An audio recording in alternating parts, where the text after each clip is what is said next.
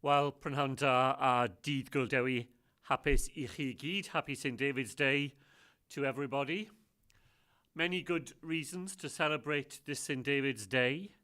The weekend weather had a real sense of spring in the air for the first time after what has been a long winter. Wales beat England to claim the Triple Crown and open up the path for a Grand Slam possibility.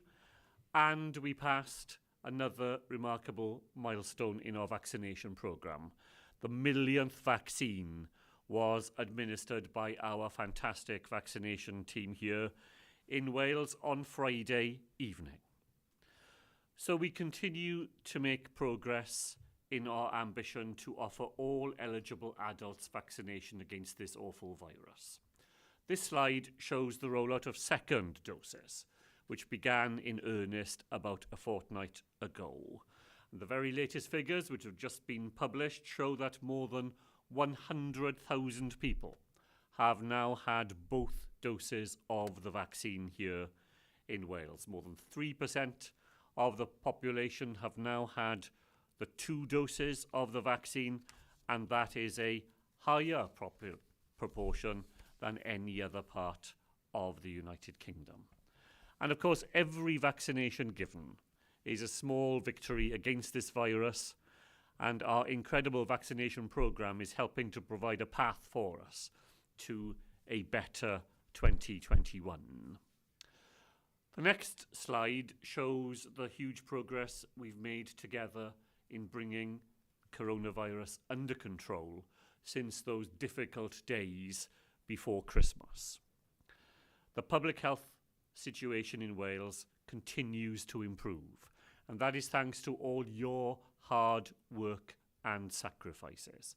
It is because of the actions we are taking together that you can see that rapid decline in the circulation of the virus here in Wales. Overall, the 7-day rate has fallen to below 65, 64 cases now per 100,000 people in Wales, and in every part of Wales the rate is now below 100 cases for every 100,000 people, and in 5 local authority areas it's now below 50 cases, and that's the first time we've been able to report news of that sort since the period before Christmas. The R number remains below 1 in Wales, and very importantly, the total number of coronavirus-related patients in hospital has fallen to below 1,500 for the first time since early November. Now, all of these are encouraging signs that the worst of the second wave is behind us, and that we can look forward together with confidence to more positive days and weeks ahead.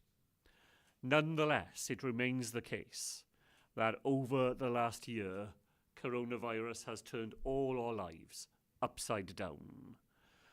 Families across Wales have lost loved ones, and a great many of us have fallen ill.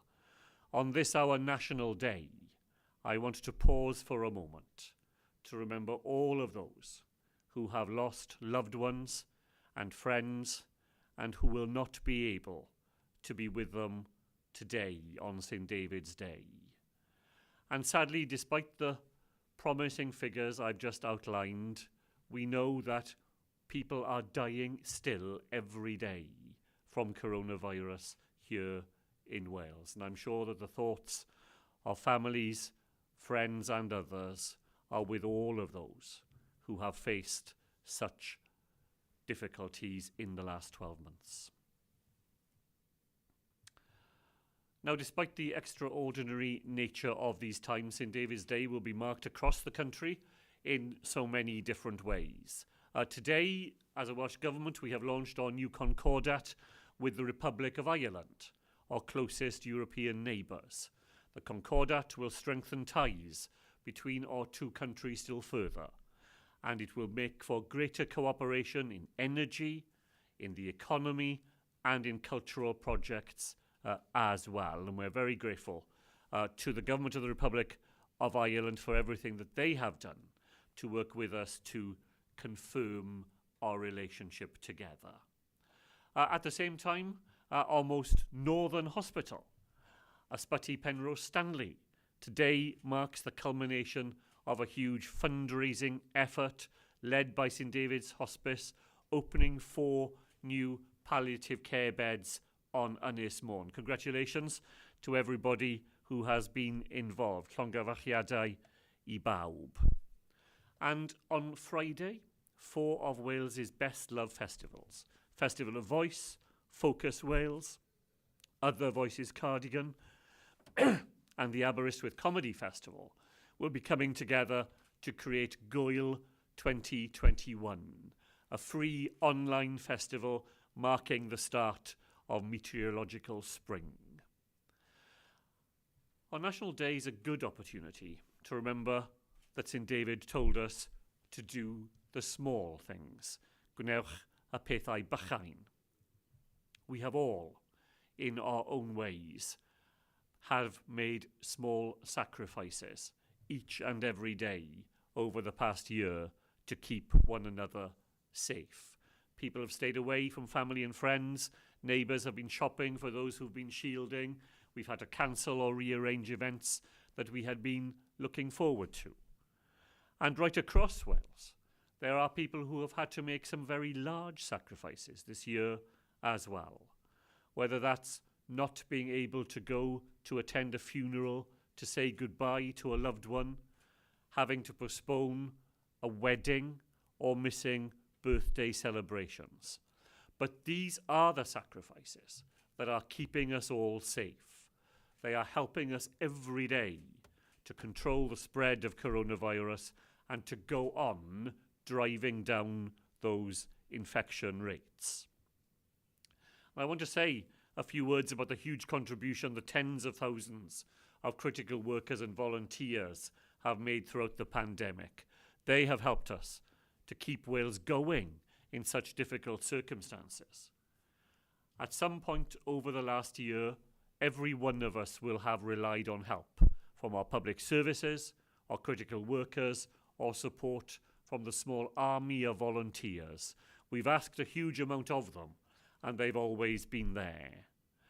And that's why today, ahead of the publication of the Welsh Government's final budget for next year, debated tomorrow in the Cynhadledd, I'm pleased to announce that that budget will contain an extra £682 million to support our response to the pandemic over the coming months. And of that 682 million, more than 635 million will be for the NHS and our local authority partners. And that money will be there to help them to continue to help us over the next 6 months. This very significant boost to funding will support our world-leading vaccination programme so we can protect as many people as quickly as possible, boost our testing capacity, bolster our successful contact tracing programme, extend the local government hardship fund and support particularly our social care services and schools. It will provide extra support for apprenticeships, which are a crucial part of our economic recovery. It will help to maintain vital public transport provision, and we will invest extra money in the discretionary assistance fund here in Wales, the fund that helps the most vulnerable people in our community to get the help they need. Now, our Finance Minister, Rebecca Evans, will provide much more detail when she lays out the Welsh Government's final budget tomorrow. But the funding that we've been able to publish today will support our vital public services during the toughest of times until this crisis is over. And of course, every one of us looks forward to the time when that will be the case. So I'm going to end today with some more words from our patron saint. St David also advised us to be joyful, to keep the faith. Byddwch llawen, cadwch y ffydd. And these are wise words from well over 1,000 years ago to help us to remember what is important in these difficult times. Things will get better. Together, we can go on helping to keep Wales safe and create a fairer future for all. Once again, I wish you all a happy St David's Day. Dydd Guldewi hapus I chi gyd. And I'll now take questions as usual. And as usual, all the answers will be broadcast on all the Welsh Government social media feeds. And gynta heddi first today, Owain Clark from BBC Wales. Diolch yn fawr, Prif Weinidog, a dydd Guldewi hapus I chi hefyd. Ac os gai yr atebion i'r ddau gwestiwn nesaf yn Gymraeg hefyd, fydden ni'n diolchgar tu hwnt. Given what you say about the progress of the vaccination campaign and the public health indicators also continuing to move in the right direction, some people might be wishing, hoping that gives you a little bit more headroom, perhaps to send children back to school quicker, or a bit more headroom to ease restriction. But considering some people were worried yesterday about how busy some places were and the possibility some people may have driven to those locations, are you worried about that going forward? Well, Owain, it's always a balancing act, as we've discussed here many times. It's a balancing act between wanting, of course, to be able to do more for our children and young people, our top priority, to reopen the economy, for people to get back to doing things that we once took for granted, but always doing that in a way that puts the public health lens first. We cannot afford to throw away everything that we have achieved over the weeks that we showed on that slide earlier. That fall in numbers has been achieved because of the way people in Wales have stuck to the rules, done the hard things, and we're now seeing the benefits.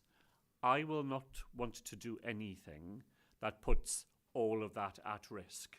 So we're in the second week of the 3-week cycle that we have. On Friday of next week, I hope to be standing here, still with things improving, still with headroom to do more, bringing more children back to school, thinking what other freedoms we can restore. I understand that over the weekend, when the weather was beautiful and people spent so long during winter months confined to home, why people wanted to enjoy the fresh air. But it's still a matter of doing that in a way that is responsible and is within the rules. When I was walking in Cardiff yesterday, there were lots of people out, but they were still behaving in ways that were respectful of one another, and that's what we need to see continue. So just i ddweud, fel arfer, beth ni'n trial I wneud I cael rhyw fath o balans rhwng y pethau sy'n gwella, y posibiliadau I ail agor agweddau o bywydau ni, ond I wneud e mewn ffordd sydd ofalus, a sy'n parchu'r ffaith. Mae coronavirus yn dal da ni yma yng Nghymru. Dwi ddim yn fodlon I wneud unrhyw beth sy'n mynd I twli o'r ffordd popeth ni wedi ennill dros yr wythnosau diwetha trwy'r gwaith galed mae pobl wedi wneud. A dros y penwythnos, pan oedd y tywydd mor neis, wrth cwrs dwi'n gallu deall pan oedd pobl yn eisiau fod tu fas, ond y peth pwysig yw I wneud e mewn ffordd ofalus sy'n parchu bobl eraill and sy'n dal I tynnu at y reoliadau sydd da ni yng Nghymru.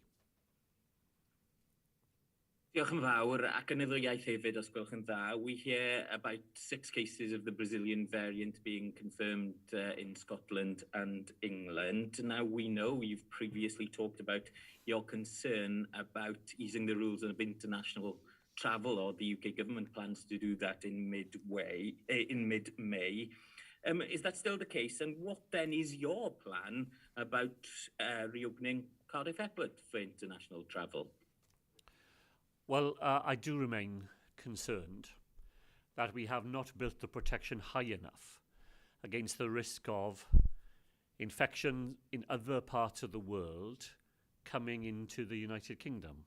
And that is particularly because we are seeing these new variants in different parts of the world. And the virus will do that. The virus will always attempt to adapt itself. It'll try and get round the protections that are being put in place.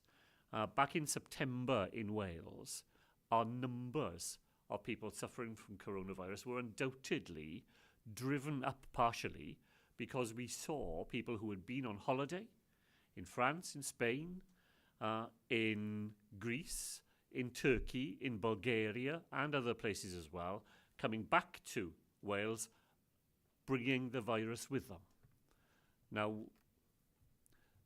that is even more dangerous when there are unknown viruses, variants of the virus, circulating elsewhere in the world. So I do ask the Prime Minister to think very carefully indeed about this. He has said that he wants to do things carefully and cautiously, and I'm not sure that inviting people to think that international travel is going to be back on the cards in May is the right approach to that, and I've conveyed that very directly to UK ministers whenever I've had the chance to do so. Cardiff Airport will not be taking flights from any countries on the so-called red list, but nevertheless, we have to be very vigilant, and Cardiff Airport will be very vigilant, because it is possible sometimes for people to travel to other countries and then come into Wales in that way. So we will be building the defences high in Cardiff to play our part in keeping the virus at bay. So just i ddweud, dwi ddim yn siŵr mae'n rhywbeth ofalus i ddweud, fel mae Prif Weinidog Boris Johnson wedi ddweud, byddwn ni'n gallu teithio tra môr yn mis Mai. Fel ni wedi weld heddi, mae'r virus yn newid bob dydd. Mae variants newydd yn codi mewn gwledydd eraill yn y byd. Dwi ddim yn eisiau weld popeth ni wedi wneud y gilydd yma yng Nghymru mynd ar goll, achos ni ddim wedi wneud ddigon i warchod y Deyrnas Unedig rhag ofn mae pobl yn teithio nôl a dod nôl gyda'r y virus fan hyn. Ac ym maes awyr Caerdydd, dydy awyren ddim yn dod i fewn i Gaerdydd o'r gwledydd sydd ar y restr coch, fel maen nhw'n galw yn y Llywodraeth y Deyrnas Unedig. Ond mae bobl yn gallu teithio o'r gwledydd eraill i'r lle ble mae pobl yn hedfan i fewn i Gymru, a ni'n gweithio'n galed gyda'r pobl sy'n gyfrifol am y maes awyr i bod yn ofalus dros ben pan mae bobl yn dod yn ôl i Gymru. Owain, diolch yn fawr. Over to Carol Green. Diolch. I'm in a pub in Rhos-on-Sea, pub restaurant. Kate, the owner here, would like to know when she can get trading again. They've got a date in Scotland, they've got a date in England. When will Kate and others like her here in Wales have one, please? Well, we will provide a date as soon as the public health position is safe enough for us to do so. And when we provide a date, it will be a reliable date and one that people will be able to act on. It will not be a date in the distant future where so many things could intervene to make that date implausible. So we've already said that our priorities over this and the next rounds are schools in this round, with a possibility of the start of some reopening of non-essential retail.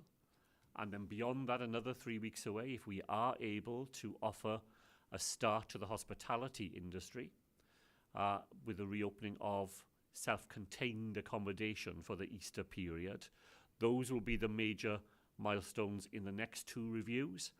And if all of that is done safely, and if the numbers in Wales continue to improve, then we will look for the reopening of other sectors, and that will of course include hospitality.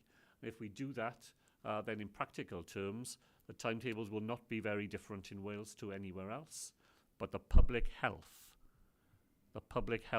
protection of people in Wales will have to be our first concern.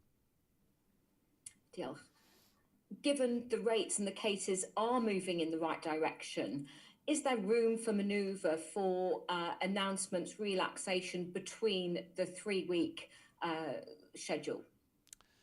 Well, we are committed to remaining on a 3-week cycle, which I think does mean that we're able to make decisions more quickly and more flexibly.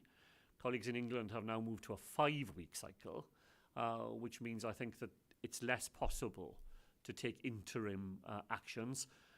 Carol, you will remember that last year we did do exactly what you suggested, that we did sometimes say, in 2 weeks' time, this will be able to reopen.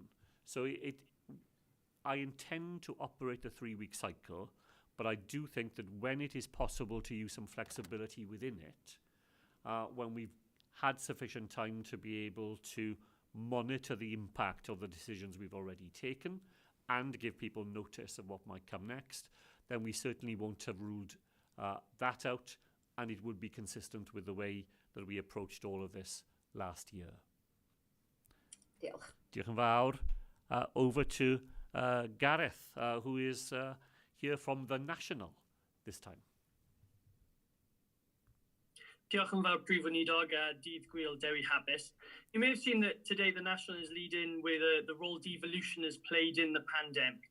A year on from Wales's first case of COVID-19, how do you think devolution has impacted how we have handled the pandemic here in Wales? Well, I think the last 12 months has been a very significant one for devolution, in the sense that it has made it absolutely clear to people in Wales that they have here a Senedd and a government that has very significant powers, independent ability to act, with advice and advisors of our own, and that we have been able to chart a course through this pandemic in a way that demonstrates both the significance, but I would argue, of course, the success of our ability to use those powers for ourselves. So in that way, I think it's brought devolution home to people, and I hope that on the whole, it has demonstrated to people in Wales that the powers that are exercised on their behalf are being used in ways which they continue to support. On that point then, do you think that we can say whether devolution has actually helped save lives in Wales? And if not, what's one area that you feel certain devolution has made a positive difference on the pandemic? Well, I've no doubt at all that the use of the powers we have has saved lives here in Wales. All the way through, I think, when the history comes to be written, what people will see is that here in Wales we have done our best to take the advice of SAGE and our own advisors as seriously as we can, and the advice has always been, if you have to take action, take it early and take it seriously.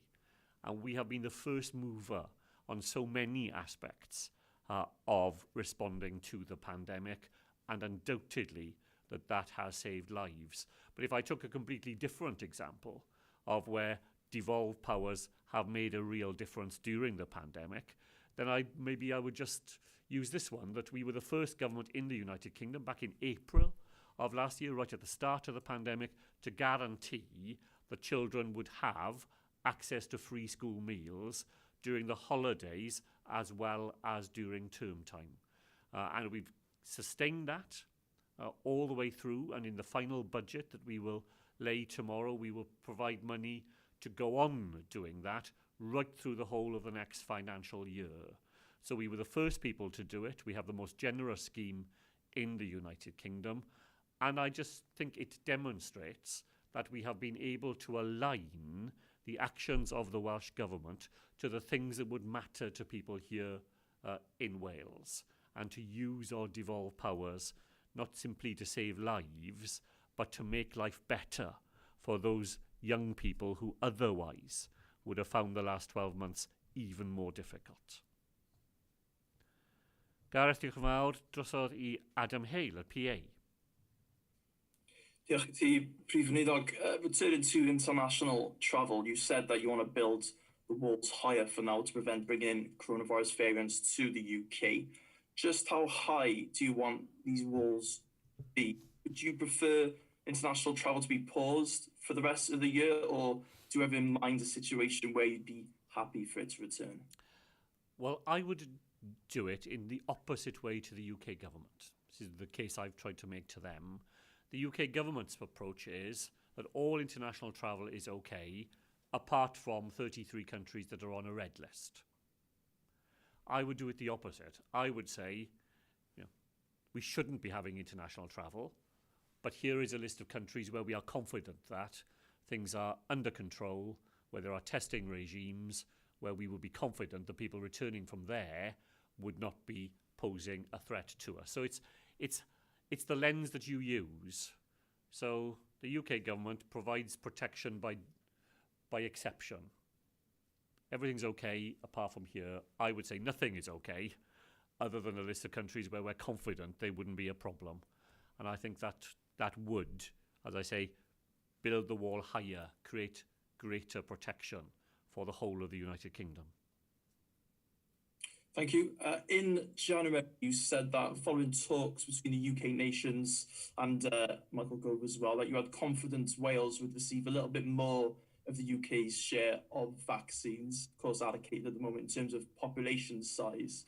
In the suit Wales's profile as the country with the oldest average age, Boris Johnson has said since there are no plans to differentiate between parts of the UK, and Welsh Secretary Simon Hart has said he was surprised to hear you say that possibly could be. What's gone on with that since you last spoke about this, and would now be a good time, while we're seeing a slight dip with the number of vaccines available, that any topping up of supply should kick in? Well, just to be clear, that we are getting our Barnet share of the vaccine, and despite the fact that we have a higher proportion of our population in those top 4 priority groups, we were able to complete the first offer of vaccine to those groups ahead of any other part of the United Kingdom. So we have not been held back by problems of supply in being able to get our vaccination programme underway. We did make the case, and at one point we did think that the case had been accepted, that because we have a higher proportion of our population in those early groups, that we would get a slightly bigger part of our Barnet share in the beginning, and that would mean we would get slightly less of it towards the end. In the event that hasn't happened, we continue to get our Barnet share, but as I say, because of the way that our programme has operated, we were still able to offer the vaccination to those parts of the population where we have a higher proportion than anywhere else, faster than anywhere else. So I don't think it's turned out to be a problem in practice. What we now do need to see from the UK government is, in this month, a recovery in the supply that we've had. We've had the 2 weeks where we knew that the volume of vaccine coming to Wales was going to be lower than it had been previously. But the profile for the month of March is of an significantly accelerating volumes of the vaccine coming to Wales. It's very important that that is now delivered. Provided it is delivered, then we remain on track both to offer the second vaccine to people who've had the first. You saw the slide earlier at how quickly that is now happening, and to complete an offer of the first dose of the vaccine to everybody on the 9 top priority groups by the middle of April. Adam, diolch yn fawr. Thomas Davis at LBC, please. Now, Mr. Drakeford, now that you've had some time to look at Boris Johnson's roadmap, if the science here says it's safe, are there any markers you would have a preference to unlock at the same time? And which restrictions would be the preferred ones you're looking at in earnest? A gaia yr ateb yn Gymraeg a Saesneg, os gwelwch yn dda. Of course. Well, I think I've set out our approach over the next 6 weeks, which I think is a sensible period of time as you can look ahead, given the uncertainty of the virus. So at the end of this 3 weeks, our priority will continue to be schools, getting as many children back into school as we safely can this side of Easter. Because of the agreement we have struck with local education authorities and our teaching and non-teaching unions, it is possible that we will have some headroom to do some other reopening as well. Non-essential retail would be a start of that, and maybe we will be able to continue the gradual easing of the restrictions that we have had here over people meeting together. And we've done that over the last 2 3-week cycles, and I hope we might be able to do a bit more to allow people to meet outdoors in ways that continue to be safe. That will take us until, that will all begin from the 15th of March. That will take us to the end of March, the beginning of April. And at that point on our roadmap, it's the reopening of self-contained accommodation in the tourism industry that would come next on our list. So, fel dwi wedi ddweud yn barod, y cynllun sydd da ni yw i ganolbwyntio ar plant a phobl ifanc i cael fwy o bobl nôl wyneb a wyneb yn ysgolion ac yn ein colegau. Os bydd fwy o gyfle i wneud pethau i ail agor, rai i ddechrau i ail agor rai siopa, ac i weld os mae fwy ni'n gallu wneud, fel ni wedi wneud yn barod, i creu fwy o cyfleoedd i bobl cwrdd â gilydd yn yr awyr agored. Bydd hwnna'n digwydd yn canol mis Mawrth, diwedd mis Mawrth, dechrau mis Ebrill. Allwn ni edrych ymlaen i weld os mae'n bosibl i ddechrau ar y broses o ail agor pethau yn y byd twristiaeth, ac i gweud y gwir, ar ôl hynny, am fy marn i, mae'n amhosibl i cynllunio yn fwy fanwl na hynny, can i weld. Os mae pethau'n dal i wella, wrth gwrs bydd posibiliadau eraill yn codi cyn diwedd mis Ebrill hefyd. Diolch yn fawr. My second question, if I may only have it in English, please. Should businesses in England start to reopen faster than on this side of the border? What would you say to businesses riding along the border in towns like Saltney, Holt, Harden, and even in Wrexham that may feel hard done by when their rivals so close to the border, just a stone's throw away, are allowed to open?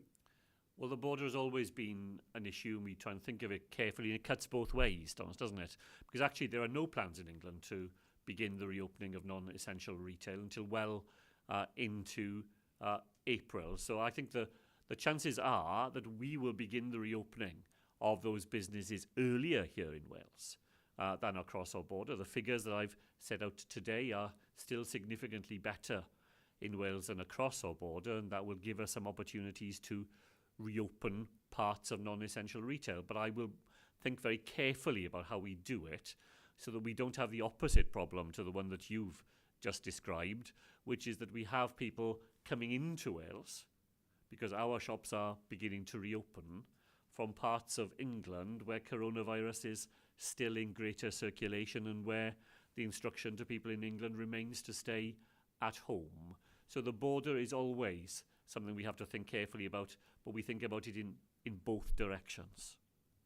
Thomas, diolch yn fawr. Draw i Hywel Griffith, BBC News. Branda, on St David's Day, the BBC has a poll. You may have seen the results. On the question of constitution, it shows that there are more people supporting independence, but there are also more people supporting the abolition of the Cynhadledd. What do you think that the pandemic has done to our sense of national identity and where people want to go next? I think what the pandemic has done, Hywel, it has to polarise opinion on a number of different issues. So, and certainly in terms of the constitution, what you see is that at either end of the spectrum, there is a rise in the number of people who think that our future will be better off outside the United Kingdom altogether, and there are people who believe that we should hand ourselves back to the Parliament at Westminster. But the great bulk of opinion in Wales, as the BBC poll shows, remains in that solid middle ground. People who believe that devolution, taking control of decisions that matter here in Wales and put them in the hands of people who live in Wales, they support that. If anything, they want to see it strengthened, but they don't want to see Wales ripped out of the United Kingdom either. So while at either end of the spectrum you can see a polarisation of opinion, the bulk of people in Wales remain there in that centre ground. A powerful devolution settlement for Wales in a successful United Kingdom. You've described what you'd like to see that be as home rule. What difference would that make in a pandemic? What powers are you lacking now that have made it more difficult over the last 12 months? Well, when I refer to home rule, what I want to see is an entrenchment of the settlement that we have and a recognition that sovereignty is dispersed around the four parliaments of the United Kingdom. And if that were the case, we would not have seen, for example, last week's announcement that the Levelling Up Fund, so-called, which when it was announced in November, the Chancellor was very clear that we would get our share of it here in Wales to be part of that effort.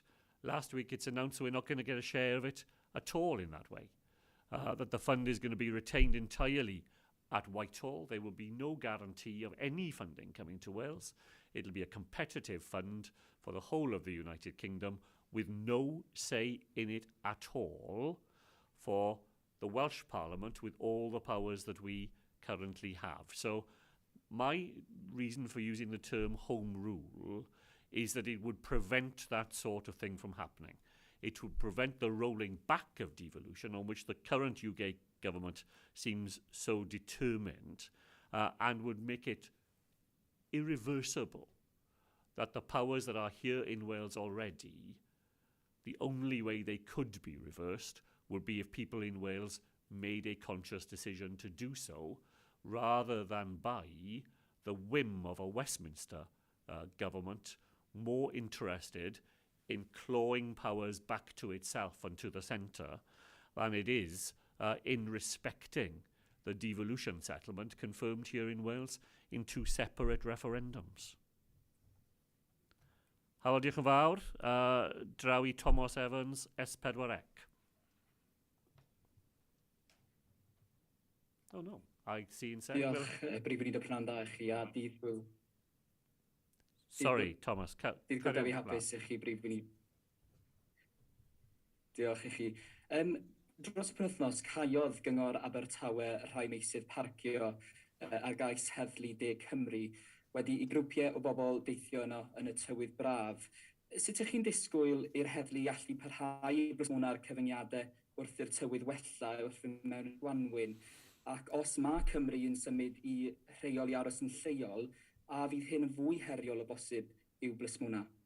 Wel, mae'n wedi bod yn heriol i'r heddlu yma yng Nghymru dros y penwythnos, a dwi wedi weld nifer o pethau maen nhw'n wedi ddweud. A mae'n anferbyniol i fi, a bobl eraill dwi'n siŵr, i'r pobl sy'n deithio, sy'n torri'r gyfraith pan maen nhw'n neud ddim yn fodlon i gwrando pan mae'r heddlu yn esbonio iddyn nhw y gyfraith yma yng Nghymru. So, ni wedi cydweithio gyda'r heddlu yn agos iawn dros y flwyddyn diwetha a'r pethau yn y pandemig. Dwi'n cael nodiadau gyda'r heddlu bob wythnos i ddangos be maen nhw wedi wneud yn barod, a fel dwi'n wedi ddweud o blaen, os mae pwerau sydd da nhw ddim yn digonol i delio gyda'r y problemau sy'n codi, dwi'n fodlon i ystyried ffordd i cryfhau y pwerau sydd da'r heddlu os bydd hwnna yn helpu iddyn nhw yn y gwaith galed ac anodd maen nhw'n wneud a ran i gyd yma yng Nghymru. So I was simply asked about the scenes over the weekend, the difficulties that the police have reported in persuading people who have broken the law in travelling to beauty spots that they need to comply with the law here in Wales. And I've simply said that that is completely unacceptable, that the law must be observed, that when the police explain to people what the law is, they are entitled to be treated properly and with respect.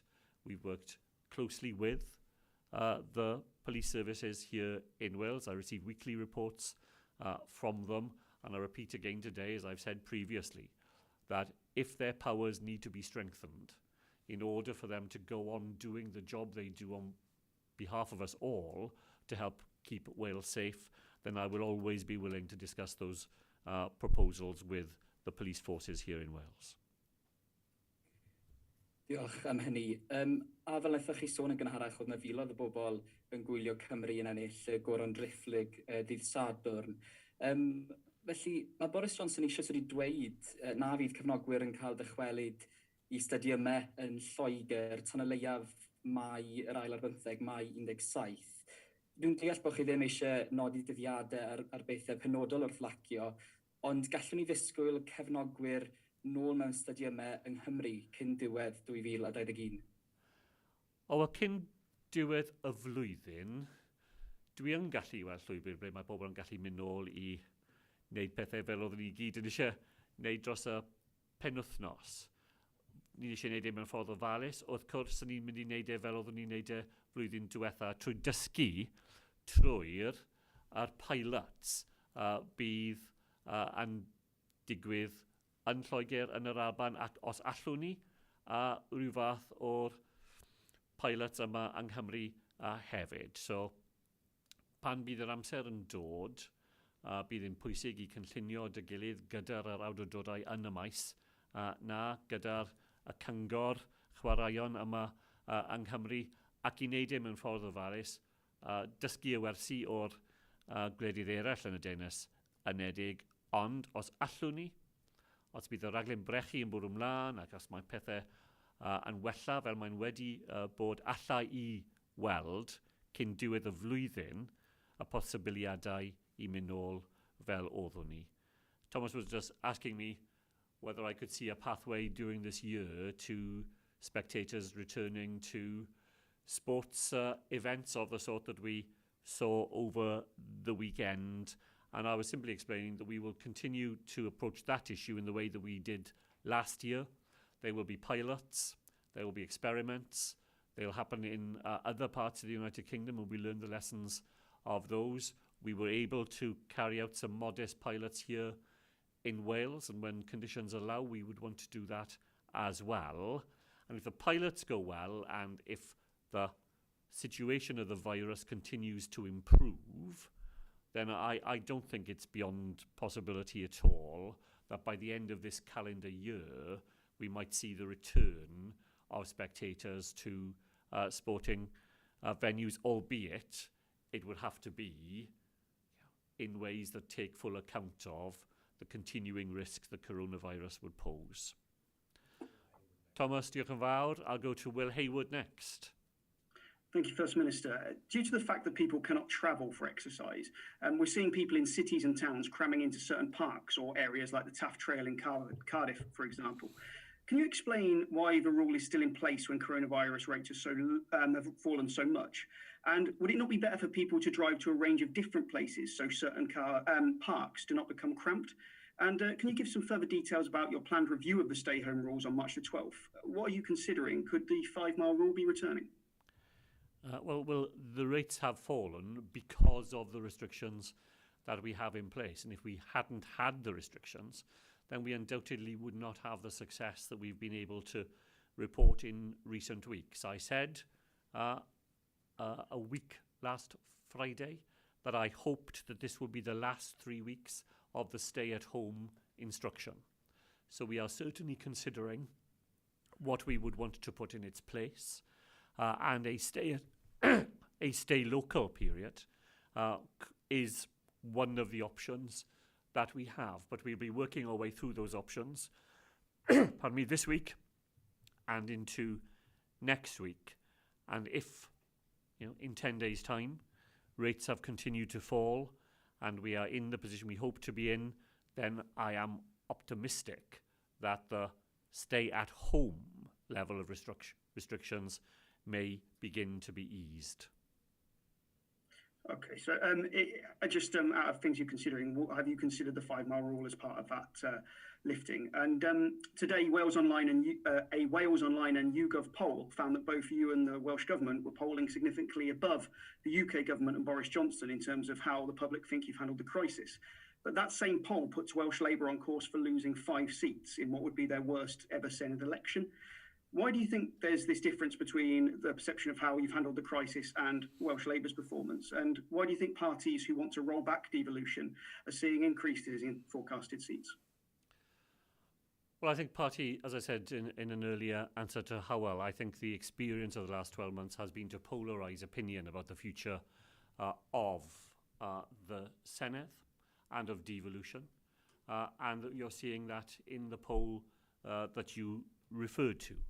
And we will see where people place their cross when the actual ballot comes, of course.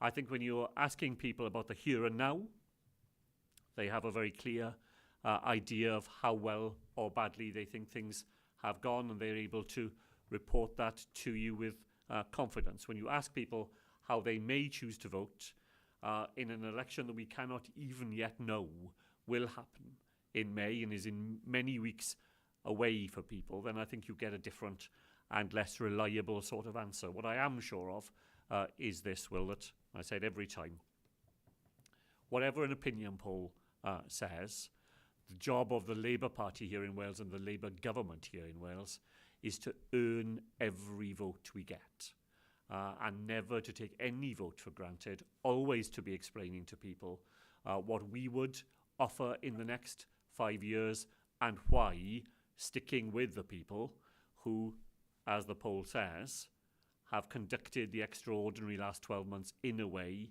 that commands the confidence of people in Wales, why continuing with that team beyond the election is the right thing to do for Wales. Well, thank you very much. Over to Andrew Forgrave at the Daily Post. Good afternoon, First Minister. Earlier you mentioned that border issues would have to be considered very carefully when it came to reopening things like shops, etc. Could you elaborate on that, please? Are we talking about a return to border policing? And how would that square with a return to tourism? Well, I've never been keen on border policing, Andrew. I've never regarded the differences that we've had in the United Kingdom as a border matter. It's always been for me about making sure that we have a sensible approach in which we don't allow people from high infection areas to travel into low infection areas and bring the virus with them. We will approach that in terms of shop reopening in a way, as I say, we will begin the reopening of non-essential retail, and we will try and do it in a way that does not create honeypot circumstances in which people who cannot go shopping in their part of the United Kingdom would feel attracted to come into Wales. So it'll be careful, it'll be cautious, it'll be step by step, and it'll be very much with trying to avoid those circumstances because of the public health risk that they bring with them, to make sure we don't do it in a way that leads us into those challenges. The challenges are there and they're real. They're real, particularly in the north east of Wales, where the population is so fluid across the border, of course. But we will be approaching the decisions with that issue very consciously in mind. Thank you very much. Some people, some Senate members even, have said that NH staff and social care staff who refuse vaccination should be denied access to vulnerable patients and residents. What are your thoughts on vaccine refusal?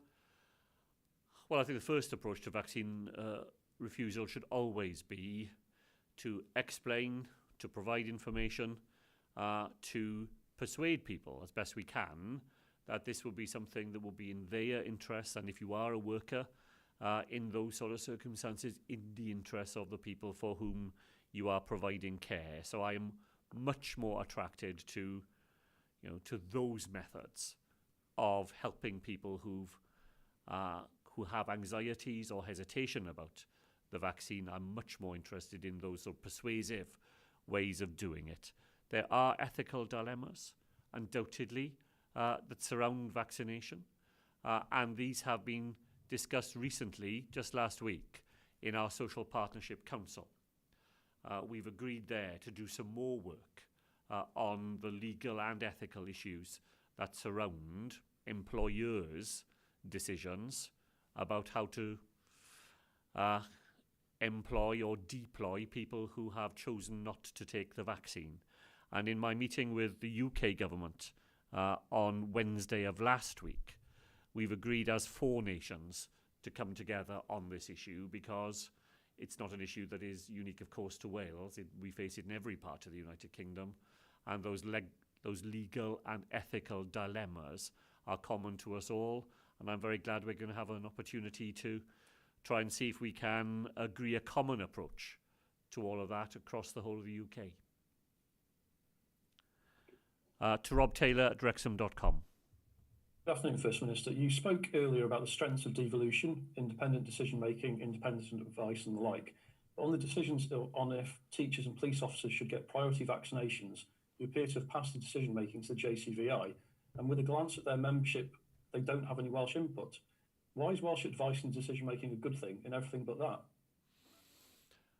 Well, the JCVI is not part of the devolution machinery at all. Its advice has no constitutional significance of any sort.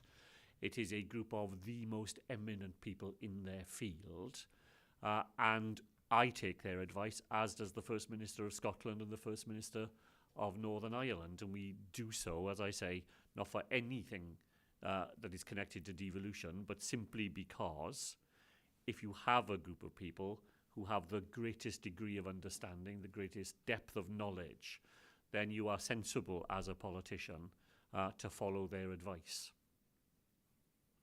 Thank you. And the next scheduled update to the Welsh Government data on vaccine stock is due tomorrow morning.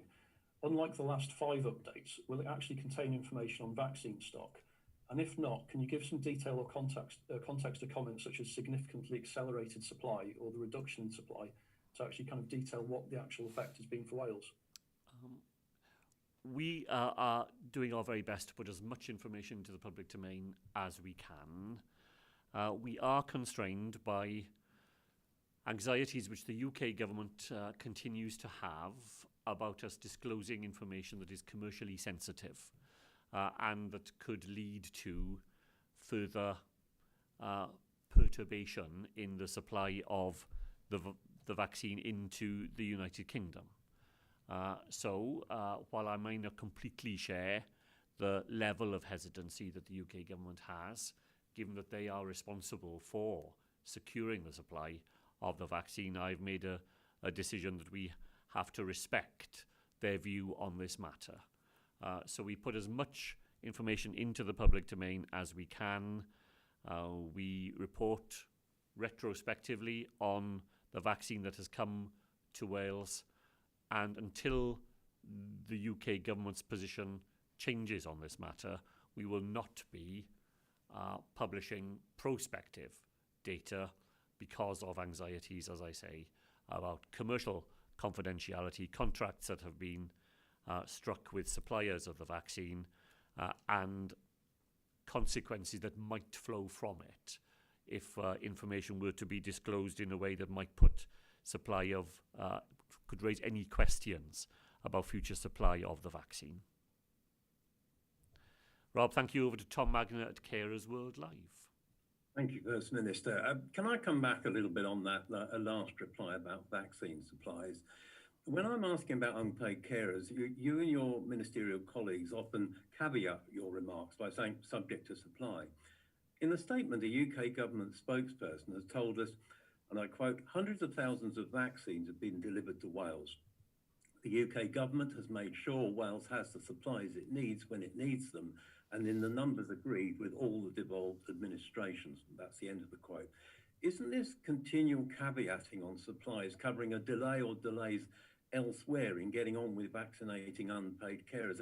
Our viewers are starting to believe that to think that you're juggling categories to match supply. Be interested in your reply. Well, I don't think that will be fair at all. I am not quarrelling with the UK government in the supply of vaccine that it has provided to Wales. We would have hoped to persuade them that we could have had a little bit more at the beginning to reflect the nature of our population. But as you can see from the figures that we have shown today, we have succeeded in vaccinating a higher proportion of our population than any other part of the United Kingdom. We couldn't have done that if we didn't have the supply that has come to us. So, Tom, thank you for the invitation. I think it's the third invitation I've had this morning to try and say something critical of the UK government in this regard. And I've got many things that I would criticise the UK government about, but this isn't one of them. So I have to caveat it when I say that it relies on future supply, because while we have good sight always over the next couple of weeks, understandably, the further away from today we go, the more the supply of vaccine becomes contingent upon manufacturers and other variables. The plan we have from the UK government shows a rapid acceleration in the volume of vaccine that we have during the month of March. Provided we have it, we will be in a position to offer vaccination, as we absolutely want to do, to everybody in that sixth priority group, including unpaid carers, and to get all that done within a matter of weeks now, by the middle of April. Thank you for that. Well, can we turn to criticism of the Welsh Government by our viewers? At the end of January, you said that unpaid carers would be included in Band 6. I think many people thought that that would mean all unpaid carers. Since then, last week, in fact, delayed guidance has suddenly revealed quite bluntly that you can't vaccinate all unpaid carers as a priority. Many of our viewers feel let down. If there are no supply problems and there are no operational problems, the CMO and Chief Exec of NHS Wales haven't raised any, it must be political. So could it be failure of the 2010 duty on NHS Wales to identify carers, and that didn't work? The poorly known Social Services Wellbeing Act 2016, with duties on local authorities and health boards to identify unpaid carers, by all accounts, that's failed. Are unpaid carers who provide 96% of care in Wales paying the price for lack of effective action by the Welsh Government and the authorities in Wales? Well, Tom, you've raised with me before the fact that we don't have a single register of unpaid carers here in Wales, and I've since taken that up with Julie Morgan as the Minister responsible, and I know that she is looking at the case for a single register as a result of the experience we've had in this last 12 months. There are different registers. It's not that there is no register of unpaid carers, but there's no single one place you can go with a uniform set of definitions and reliability about it. And I think, as I say, you raise it with me and we are exploring it properly as a result. What we can't have, and I understand that this will disappoint some people, is we cannot have a simple self-certification system in which anybody could turn up at a vaccination centre and simply say, I'm an unpaid carer, therefore you must now vaccinate me. Because that will be a barn door through which many people who were not genuinely in that category could seek to walk. And that would mean that people who ought to be vaccinated faster would find themselves further down the queue. So we published our definitions last week. I think they are, at the very least, no more restrictive than any other part of the United Kingdom. I think probably I would argue that they are more, there is greater flexibility in our definitions than some being used elsewhere. But definitions are not only unavoidable, they're right and proper, because in that way they protect the people who are genuinely unpaid carers who otherwise might find themselves disadvantaged. Thanks very much, Tom. And finally, today to Alan Evans at Cynhadledd Online. Thank you, First Minister. Happy St David's Day. I won't keep you too long. I'm sure you've got a bowl of cawl waiting there in the background. The vaccination programme in Wales has been a great success, but given the statement that getting children back to school is the government's top priority, would it not have made sense to vaccinate teachers as the top priority long before the children are going to be returning to school? It is a profession whereby adults share the same space with 30 plus children and numerous adults daily. Other professions don't have those same numbers of contact. If the answer is that teachers do not need to be vaccinated as a priority, why then have the children not been allowed back to school before now? Well, Alan, this has been, as you know, a very hotly debated topic. We asked the JCVI to look at it specifically. They did. It was one of 3 approaches that they have looked at for the next phase of vaccination. And their conclusion is that actually it would slow down the vaccination of people if we were to do it by professional group. So, as I said in answer to an earlier question, I think governments are sensible to follow the best advice we can.